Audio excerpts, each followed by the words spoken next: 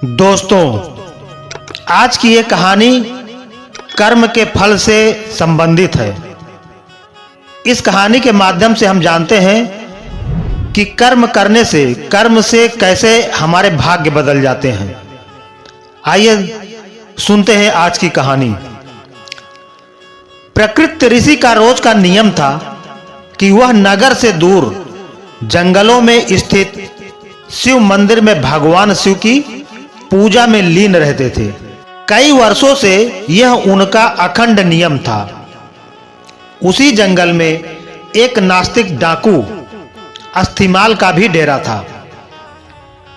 अस्थिमाल का भय आसपास के क्षेत्र में व्याप्त था। अस्थिमाल बड़ा नास्तिक था। वह मंदिरों में भी चोरी डाका से नहीं चूकता था। एक दिन अस्थिमाल की नजर प्रकृत ऋषि पर पड़ी। तब उसने सोचा, यह ऋषि जंगल में छुपे मंदिर में पूजा करता है। हो ना हो, इसने मंदिर में काफी माल छुपा रखा होगा। आज इसे ही लूटते हैं। अस्थिमाल ने प्रकृत ऋषि से कहा कि जितना भी धन छुपा कर रखा हो, चुपचाप मेरे हवाले कर दो।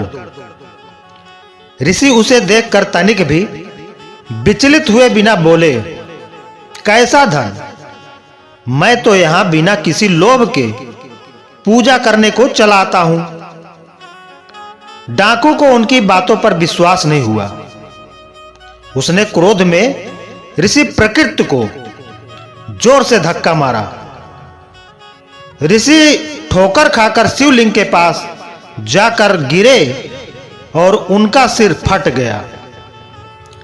रक्त की धारा फूट पड़ी। इसी बीच आश्चर्य यह हुआ कि ऋषि प्रकृति के गिरने के फलस्वरूप शिवालय की छत से सोने की कुछ मोहरें अस्थिमाल के सामने गिरी। अस्थिमाल अट्टहास करते हुए बोला, तू ऋषि होकर झूठ बोलता है। झूठे ब्राह्मण, तू तो कहता था कि यहां कोई धन नहीं, फिर ये सोने के सिक्के कहां से गिरे? अब अगर तूने मुझे सारे धन का पता नहीं बताया तो मैं यहीं पटक पटक कर तेरे प्राण ले लूंगा। प्रकृत ऋषि करुणा में भरकर दुखी मन से बोले, हे शिव जी, मैंने पूरा जीवन आपकी सेवा पूजा में समर्पित कर दिया, फिर एक ऐसी विपत्ति आन पड़ी। प्रभो, मेरी रक्षा करें। जब भक्त सच्चे मन से पुकारे तो भोलेनाथ क्यों ना आते? महेश्वर तत्क्षण प्रकट हुए और ऋषि को कहा कि इस होनी के पीछे का कारण मैं तुम्हें बताता हूं। यह डाकू पूर्व जन्म में एक ब्राह्मण ही था। इसने कई कल्पों तक मेरी भक्ति की, परंतु इससे प्रदोष के दिन एक भूल हो गई। यह पूरा दिन निराहार रहकर मेरी भक्ति करता रहा। दोपहर में जब इसे प्यास लगी तो यह जल पीने के लिए पास के ही एक सरोवर तक पहुंचा। संयोग से एक गाय का बछड़ा भी दिन भर का प्यासा वहीं पानी पीने आया। तब इसने उस बछड़े को कोहिनी मारकर भगा दिया और स्वयं जल पिया। इसी कारण इस जन्म में यह डाकू हुआ। तुम पूर्व जन्म में मछुआरे थे। उसी सरोवर से मछलियां पकड़कर उन्हें बेचकर अपना जीवन यापन करते थे। जब तुमने उस छोटे बछड़े को निर्जल परेशान देखा तो अपने पात्र में उसके लिए थोड़ा जल लेकर आए। उस पुण्य के कारण तुम्हें यह कुल प्राप्त हुआ।